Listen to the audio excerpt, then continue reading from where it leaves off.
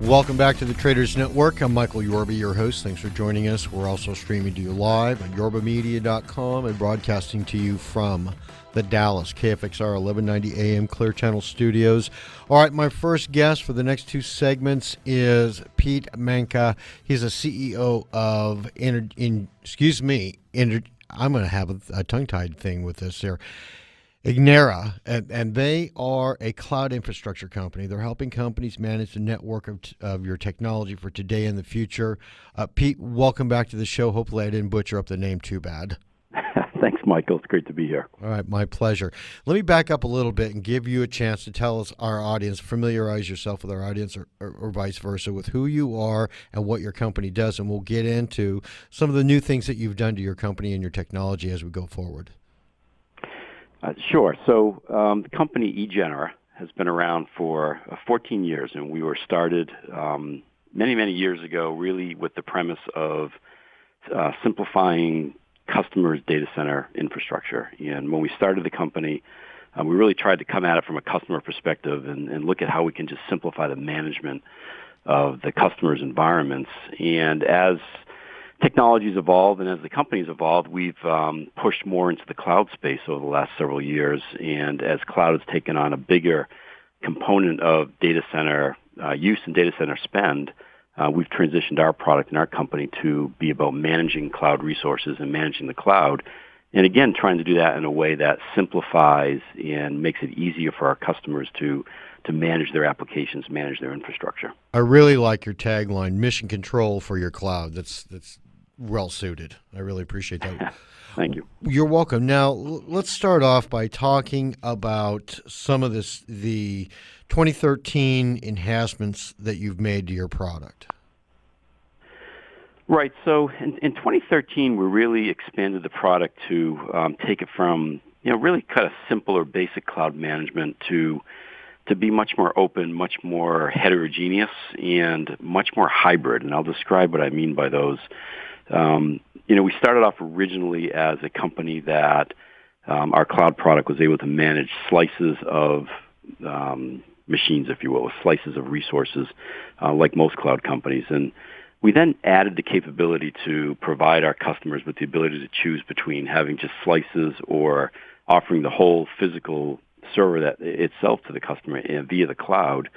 And then we started offering our customers the ability to manage multiple different vendors' hardware, multiple different vendors' virtualization technology, and finally, and most significantly this past year, we added the capability for the customer to manage a hybrid cloud environment. And what that means is manage a cloud environment that spans both the internal behind-the-wall private cloud, if you will, all the way out through to public clouds like Amazon's or Rackspace or SoftLayers, giving the customer really the ability to have the best of both worlds from a single management interface. Talk to us about the types of organizations that you work with and the way that you, we'll drill down into, you gave us the overview on it, but drill down into some of the specifics of how you help companies perform better by the use of your services. Sure. We target two main markets. We target the private cloud market, which is typically enterprises. When we say mission control for your cloud, we're really talking about enterprise-class cloud capabilities.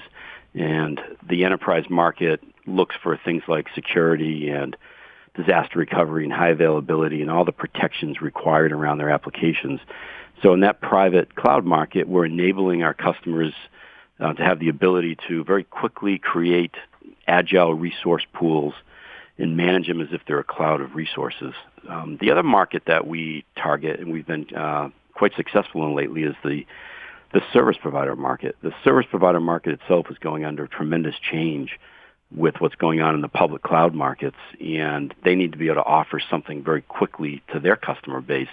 And we enable them to very quickly come up to speed and come up with a cloud of their own, something they can brand themselves and sell to their customer base, so enabling them to continue to service their customers and not necessarily lose those customers to a public cloud environment.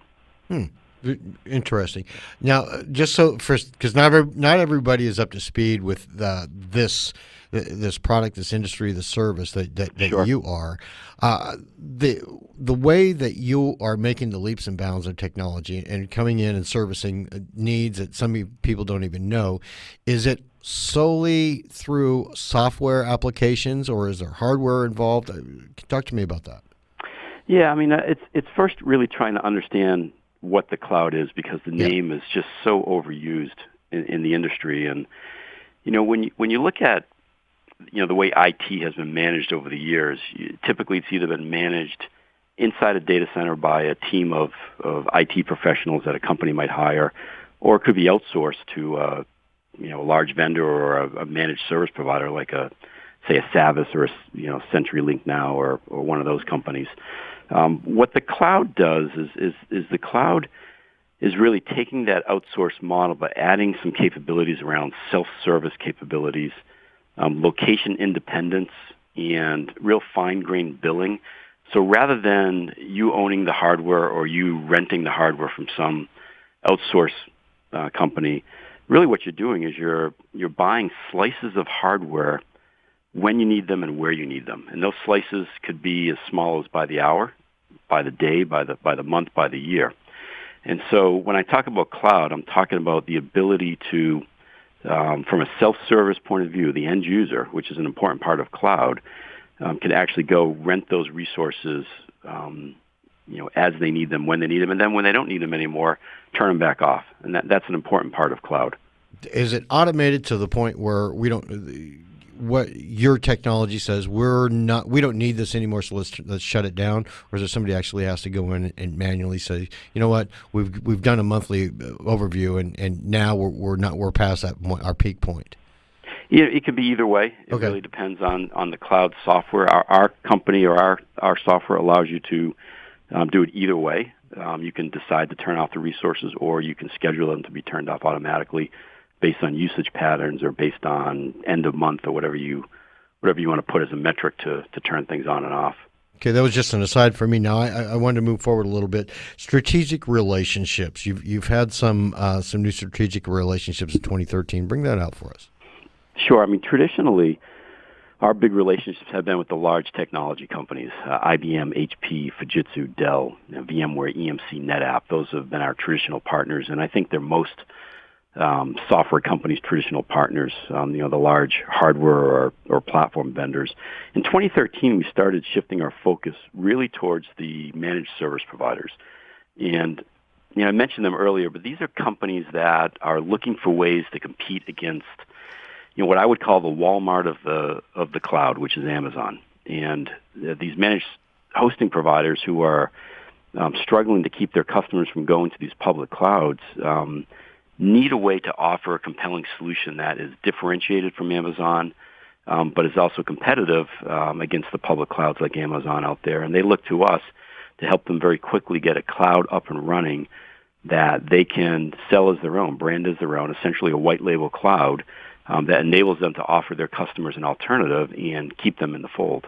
I would think that the IPTV, the Internet Protocol Television industry, which is emerging, they have fluctuating audience levels, and sometimes there's huge amounts of people coming in, and I would imagine that this would be a natural fit for that industry sector too. It's a perfect fit, and any application or any type of user that has that kind of fluctuation or that need to grow or shrink on demand is a perfect fit. We have a customer in the electronic mortgage brokering services industry, where they essentially take the paperwork, the stacks and stacks of paperwork, and they electronify it, and they allow back-end brokerages and front-end customers to do the transaction through electronic process. And you think about that based on interest rate fluctuations and based on the home market, the housing market, their demand goes up and down, weekly, monthly, quarterly, based on those factors, and they leverage our product to allow them to flex up and flex down as needed. It's a perfect use for that kind of technology. Sounds great. Let's take a break now and cover what's going on in 2014 for you on the other side of the segment. All right, Pete? Sure. All right, we'll be right back with Pete Manca, CEO, and I'm not going to pronounce this right, but I'm going to try it, Egenera. And by the way, they are having a webinar on this technology February 26th. Go to their website, egenera.com. And special thanks to Monk Media and 1-800-Public Relations for all publicrelations.com for all their PR and media support. We'll be right back. Welcome back to the Traders Network. I'm Michael Yorba, your host. Thanks for joining us. We're also streaming to you live on yorbamedia.com and broadcasting to you from the Dallas KFXR 1190 AM Clear Channel Studios. My guest this segment, Pete Manca, CEO, Egenera. And this is the leading edge technology where all the communications are really going to. And Pete's here to straighten it all out for us. But Pete, welcome back to the segment. I appreciate that. Thanks, Michael. My pleasure. All right, 2014, the networking space. As we all know, this thing is just going to go from caveman to complete outer space with everything. Walk us through where you think we're going to go. Right. So I think 2014 is going to be a major year for change. I think we've really just started scratching the surface. And in 2014, I think what happens is the cloud becomes much more mainline, much more commoditized, almost like what happened in the late 90s when the internet came around. And at first, folks were kind of, thinking of it a little wary, wasn't sure what to do with it. And all of a sudden, by early 2000s, it was, a basic fact of everybody's life. And now it's just everybody uses it as if it's constant, constantly on like electricity. And I think the cloud's going to make that same transition over the next year or two, and into the future. And what I think is going to happen is I think the clouds that are out there now are going to become much more specialized. And so today what we see is clouds that are fairly generic, and you can purchase resources by the hour, by the day, by the month. What we're going to see is clouds that are specialized in terms of security, maybe in terms of applications like an SAP or an Oracle cloud, maybe in terms of reliability for easy failover or easy disaster recovery. And I think as those clouds become more specialized, it's almost going to be like a shopping mall where you go and you either go to the high-end stores and you want to get certain types of capabilities or certain types of resources out of that store. Let's stop right there. Give us an example of what you think the capabilities are or the shopping list could look like. Well, I think it'll be spread across things like application verticals. We see some of that today. Salesforce.com is a perfect example of an application vertical that is a cloud application. I think that'll happen for a lot of different verticals within different industries. There may be medical applications that pop up around the whole Obamacare support infrastructure. And I also think there'll be capabilities around service levels. Maybe you want just a cheap, inexpensive, I'll use Walmart again as the example, but you want sort of an inexpensive cloud resource, and you don't care if it fails once a day, once a month, once a year. But maybe there's other clouds that guarantee you uptime, guarantee you that it'll stay up for the whole year minus, 5 nines availability or, a few minutes a year. You may be willing to pay a premium for that. So I think what you'll see is differentiation in the cloud based on service levels, based on application verticals, based on security, and you'll be able to pick and choose based on price, based on features. When it comes to breakthroughs on technology, like you're talking about, cloud technology, countries tend to invest a lot of resources in the early stages of something that could be this epic. And do you see the United States at maintaining that technology lead, or are we, slipping in some fashion? Well, I think we're clearly maintaining the technology lead. I think where the risk is in the cloud, quite frankly, is around things like the Patriot Act. We're seeing that foreign governments don't want their data to be located in U.S. Data centers. And so what's happening is clouds are now popping up in different countries' domains because they want to be able to keep their data within their country and not be subjected to policies like the Patriot Act and I'm sure others around the world that other countries might have. So that's actually a huge factor on where cloud is going today. I was wondering about security. Is it as secure as the current internet protocols that we have for high-end security, or are there some improvements that need to be made as we go forward? I think there's some improvements that need to be made. I think there's a little bit of hype or negative hype, if you will, going into it. If you think I'll go back to the internet example again. You never would have put your credit card into a website in the late 90s to buy something, but now you do it as if it's second nature. And I think there's some of that. There's a little bit of fear happening, but I also think there's room for improvement as well. There are some security aspects that are different because the cloud can involve some, very critical customer data that you just can't afford, you can't risk. And so there will be some enhancements in that area as well. How do you feel about clouds that are focused, say, on mobile applications? Is that another market that is going to be an up-and-comer for cloud usage? It's already a huge part of cloud uses. I mean, if you really think about your smartphone, it's the perfect cloud device. You have a small app that runs on your phone, and most of the data is sitting out somewhere in the cloud. So it's really already one of the major use cases for clouds today. Okay. Yeah. Now, you'd mentioned earlier in the first segment something about hybrid clouds. Open that up for me. Yeah, so hybrid cloud is going to be something we'll hear more and more about over this year and into the future. And what's happening is customers are realizing that certain applications, certain data sets should not live out in a public cloud. They've got to be behind their firewall, if you will, or within their own data center. Yet they like the idea of a cloud capability, the ability to quickly provision services for their end users. So they may have what's called the private cloud, which is something that runs in their data centers, but some of their applications might be perfectly suitable to be in a public cloud, say Amazon or Rackspace or SoftLayer. And so what a hybrid environment is an application or a set of applications that runs both inside the enterprise, inside the company, and outside in a public cloud. And what the management vendors are doing is giving the customers a way to manage all those resources from a single management interface, and that's the hybrid cloud. It's interesting. And now that we're there, talk to me about the evolution. Where do you think this is going to eventually end up? Yeah, and that's a great question. I mean, I as we talked, I think the cloud's going to get more specialized, but then it's also going to get very confusing, right? Because there is no directory service to say what's the best cloud for my application. So what I think is going to happen, our vision for the future is that is the concept of what we call a cloud broker, something that sits in between all of these clouds and takes the user's requirements and based on the user requirements says, okay, this is the right cloud for this set of applications, this is the right cloud for that set of applications, brings them all together and presents them to the end user so the user doesn't have to go off and search all around for these different clouds that fit their environment.